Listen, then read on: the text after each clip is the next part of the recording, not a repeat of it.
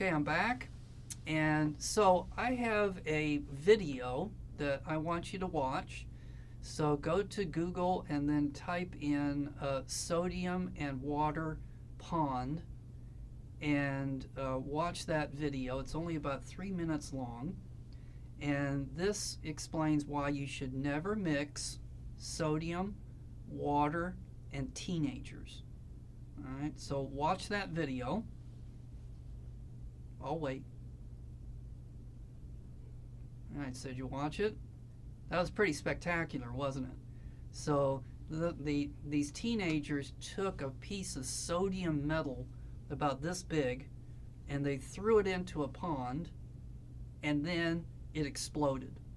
So the question is, why is sodium so reactive? Okay, so let's talk about the magic number in chemistry.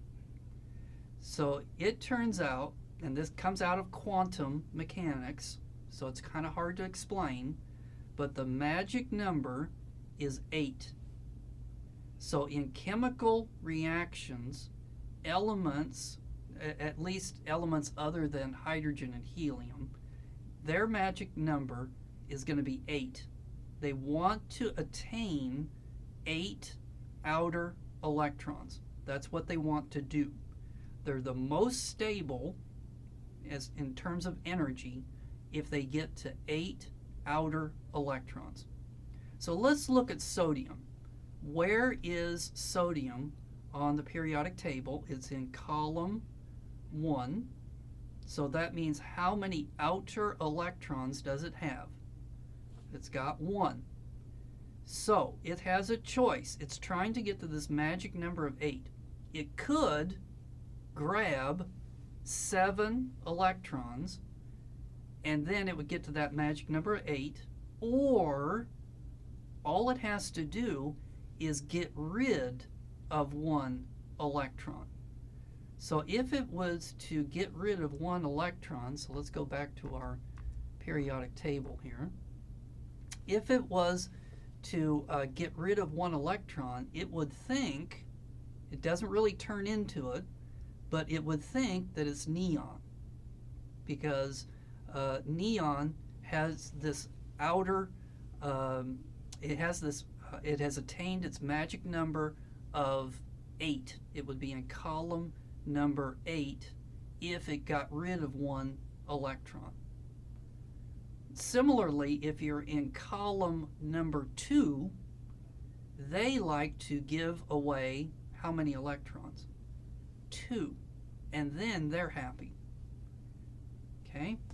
So sodium is very explosive, and what happened was that the sodium reacted with the water and it generated hydrogen gas, and then that hydrogen gas ignited, and then that's what that explosion was that you saw.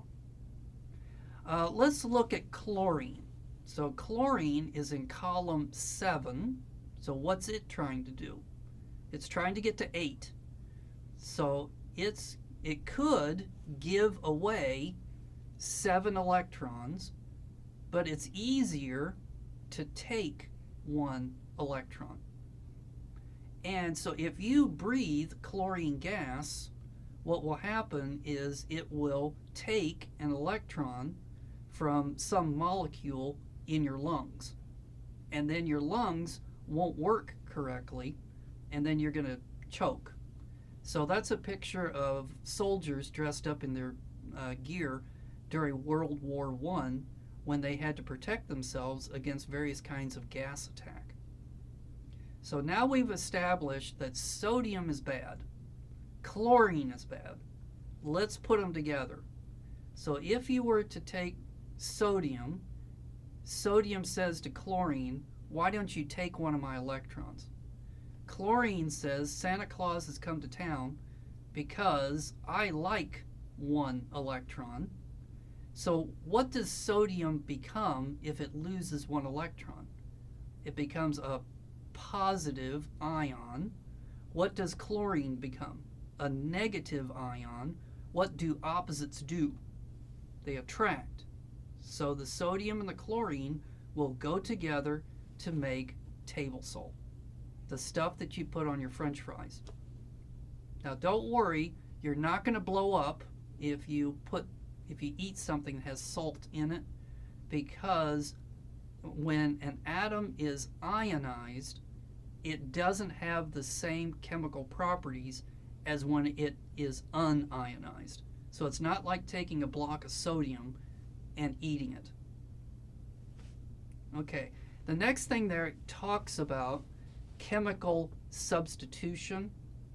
So what that means is, I don't know if you've ever heard of potassium chloride. So this was sodium chloride. Another kind of salt is called potassium chloride. So it would be KCl. And so that's another kind of a salt, and it goes together exactly the same way, because look at where potassium is. So potassium is right underneath sodium. Anything in the same column of the periodic table is going to have very similar chemical properties. So sodium and hydrogen and potassium, they all have one valence electron, so they all react very similarly to each other. Okay, next let's talk about chemical bonding, and we'll do that in our next segment.